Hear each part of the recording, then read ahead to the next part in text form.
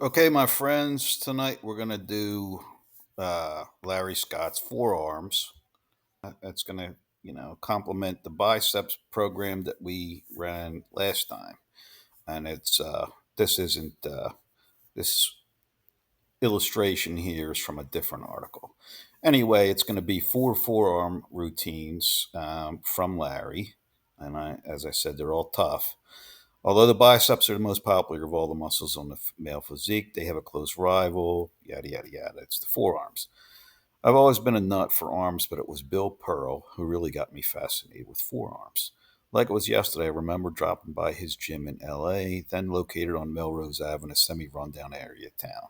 And there he is. And I like the little quote there: the mark of a champion is being humble, not arrogant. But you can see Bill has some hellacious arms, and including some a really impressive forearm.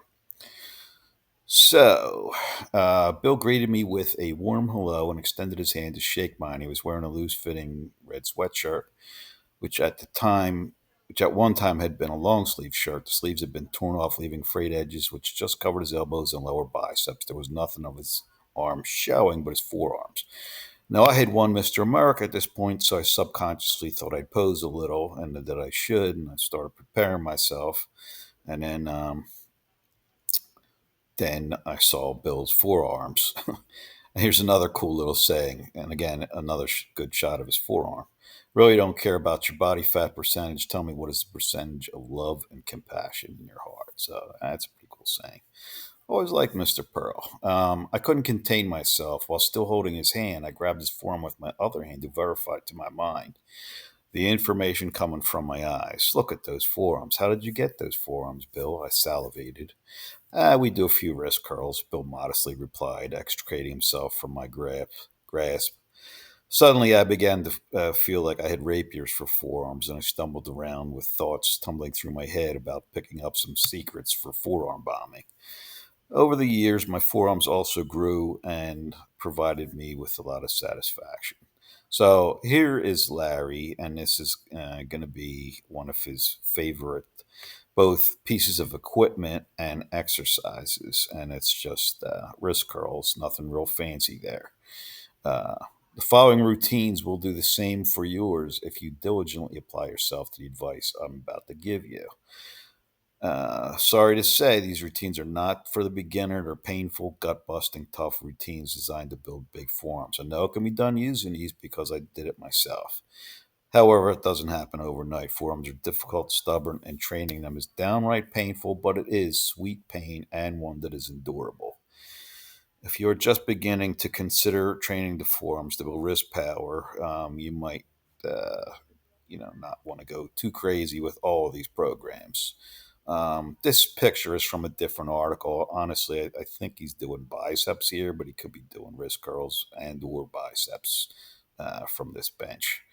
So he says, once you have toned the muscle to where it does not get sore the next day from the punishment, you're ready to pull out the stops and really start developing some power. Equipment needed. Now, there are a couple unusual things here.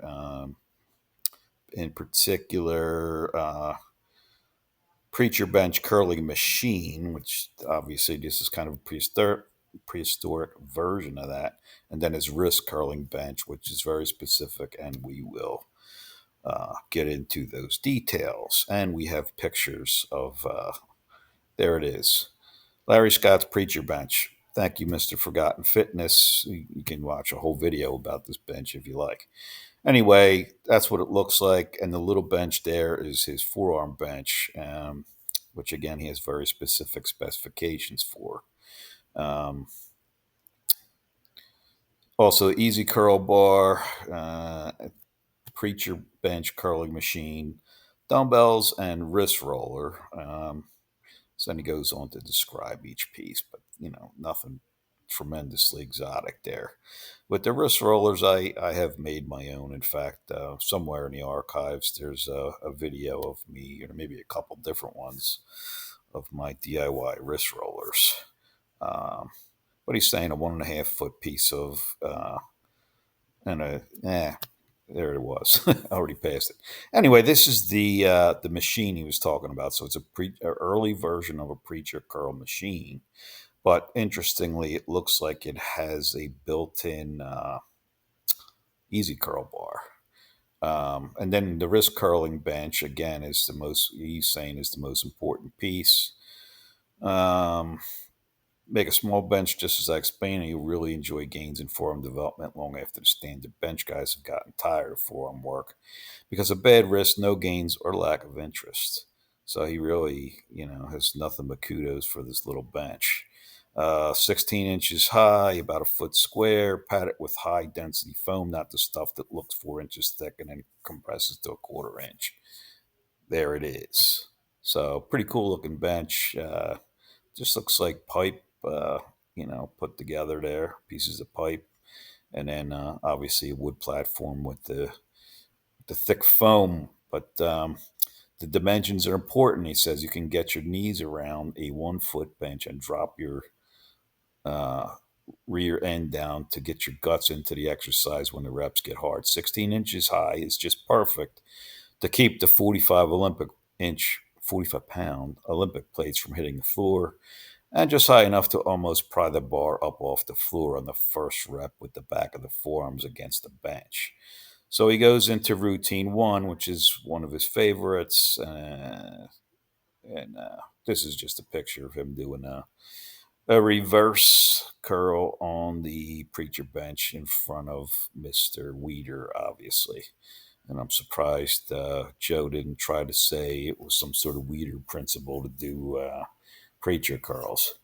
Warm up, light wrist curl. The forearms will grow if one can continue to really punish them. Goes on to talk about how, if you want to go heavy, you got to go light first. You got to make sure you're good and warmed up so you don't get injured. Because if you get injured, you know, it all goes down the tubes. He's talking about people getting hurt from exactly that. And again, the older you get, the more warm up you need. Do about 25 to 30 light reps, letting the bar go down into the fingertips. Again, this is with the real lightweight. Now, these are several different versions of him doing wrist curls on his little 16-inch specialty bench. Um, Exercise one, heavy wrist curl. This is after the warm ups. Heavy wrist curl with the Olympic bar, thumbs under the bar. Uh, Let the weight down without extending your fingers. So it's just a pure wrist extension. Try to get 20 reps. Forearms require high reps, etc.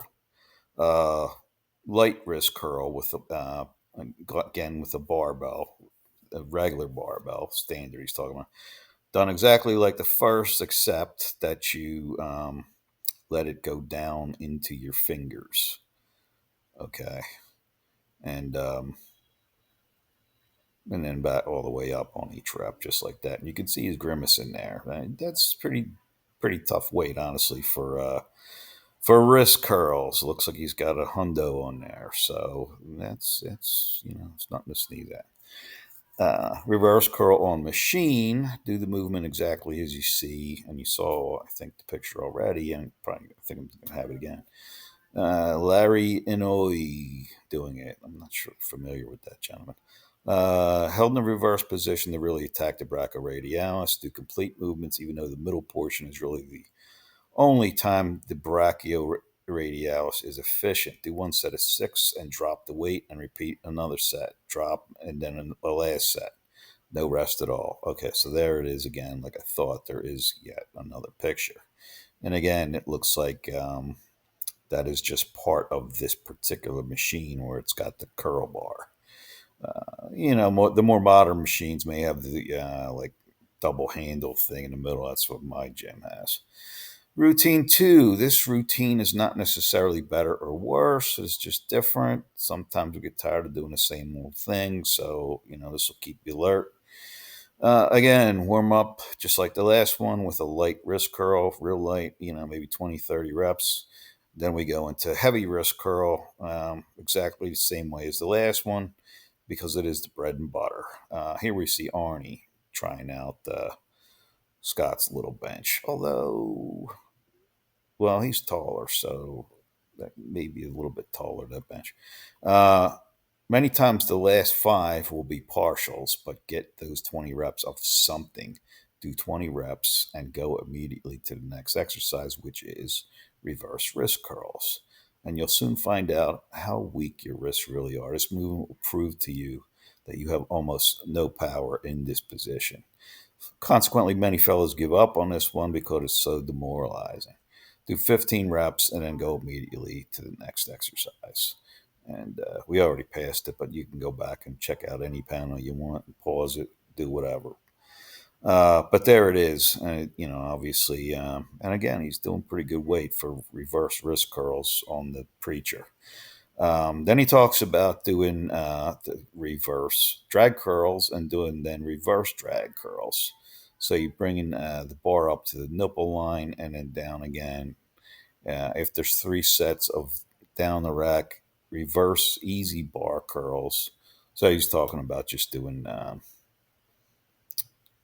those two things together. Complete the entire series 2 or 3 times. And this is an illustration of a gentleman doing the reverse wrist curl, or reverse drag curl, I should say. Sorry about that. I have not tried these yet, but I'm certainly going to give it a whirl now that I've seen it. I have done a video on regular drag curls from Vince. So then we get into dumbbell preacher bench curls. Well, he says this is his favorite. It's like poetry in motion. Uh, if not done properly, there are better. But to get the most benefit from the exercise, the dumbbell should be fully supinated at the bottom of the movement. And will show a picture. There he is right there. So yeah, you can see the way he's got his hands supinated there for sure. His biceps look like they're showing up pretty good too. Larry definitely loved his preacher bench. Because it is so closely allied to the elbow joint, we wrist wrestling enthusiasts are interested, as we know most of the power for wrist wrestling comes through the elbow. So do 6 or 8 reps of this movement, completely extending the arms. Don't even cheat a little bit. Completely supinate the palms to force the biceps to do its complete job. Here's just a little anatomy chart of the forearms, and you can see there's a lot of different little muscles in there. And I think Larry's trying to blast every single one of them every way that he can with this routine. But that's a pretty cool chart. Then we go to the one arm lat machine curl, where obviously the movement most closely approximating the actual arm wrestling procedure. So try to keep the elbow fixed and pull the wrist over and into the chest. Do 8 reps with each arm, drop the weight, repeat for a total of 3 sets of these drop sets. Go immediately to the next one, which is going to be Zotman curls, which is an old school favorite. Bit awkward at first, but one of the best all around lower bicep and forearm builders.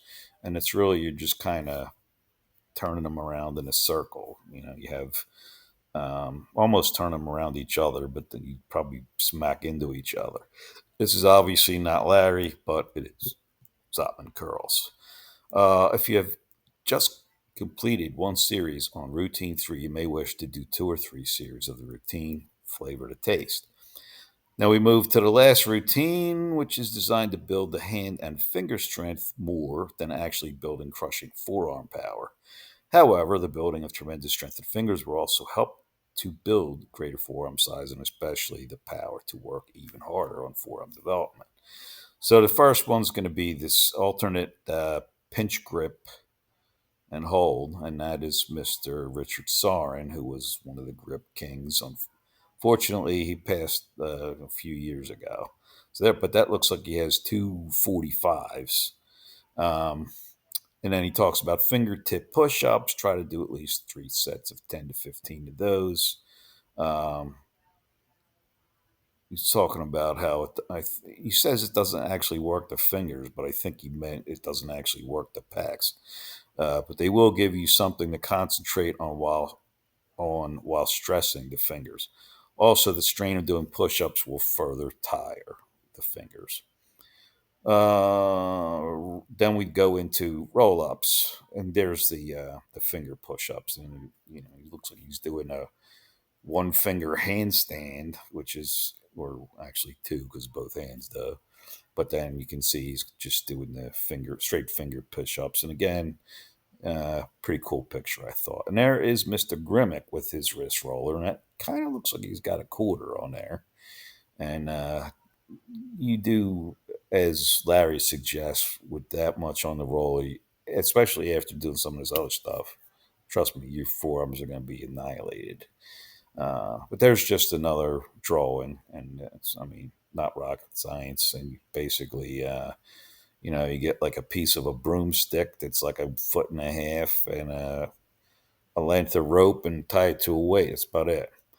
I've given you the approximate sets and reps you'll need. You may want to go through this series several times until it feels like your forearms are going to burst.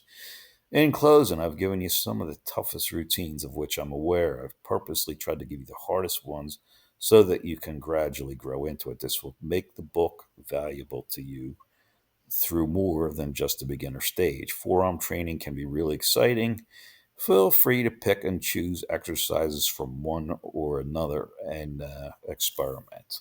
And again, this is just a picture from the last one, which was Larry Scott's 20-inch bicep program, which was another really good program, I thought. So that's about it.